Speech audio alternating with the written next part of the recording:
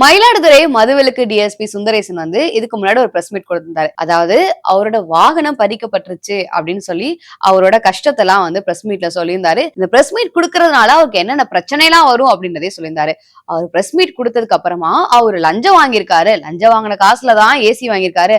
அதையும் தாண்டி அவர் பாலியல் குற்றங்கள்லாம் ஈடுபட்டிருக்காரு அப்படின்னு ஒரு சில தகவல்கள்லாம் வெளியில வந்துச்சு. இதுக்கு டிஎஸ்பி சுந்தரேசன் என்ன சொல்லியிருக்காருன்னா, நான் ஒரு நேர்மையற்ற போலீஸ்காரன் அப்படின்னா என்ன அப்பவே சஸ்பெண்ட் பண்ணிருக்க வேண்டியதானே, அதை விட்டு என்னைய டிரான்ஸ்பர் பண்ணாங்க.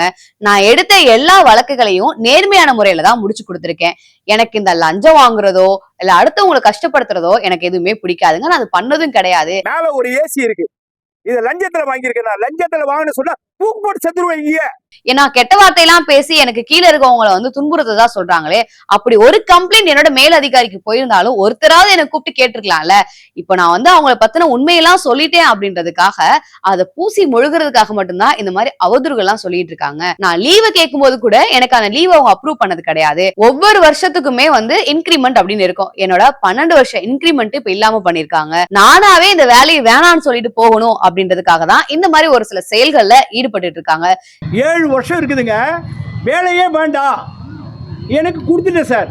இதனால எனக்கு வெறும் மன உளைச்சலா இருக்கு, நான் தற்கொலைக்கே பண்ணிக்கிற அளவுக்கு என்ன தள்ளி இருக்காங்க அப்படின்ற மாதிரி இந்த பிரஸ் மீட்ல சொல்லியிருக்காரு. ஒரு நேர்மையான அதிகாரிக்கு இந்த ஸ்டாலின் மாடல் அரசு கொடுக்கிற பரிசு நம்ம பாத்துக்கிட்டோம்.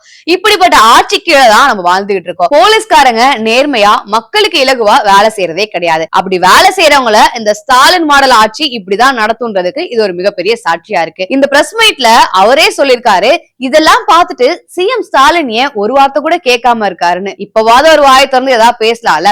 உங்களுடன் ஸ்டாலின் ஊர் ஊரா போறாரு, டெய்லி போஸ்ட் கொடுத்து ஒரு போட்டோ போடுறாரு. அதெல்லாம் பாக்குறவருக்கு இது பார்க்க நேரம் இல்லையா?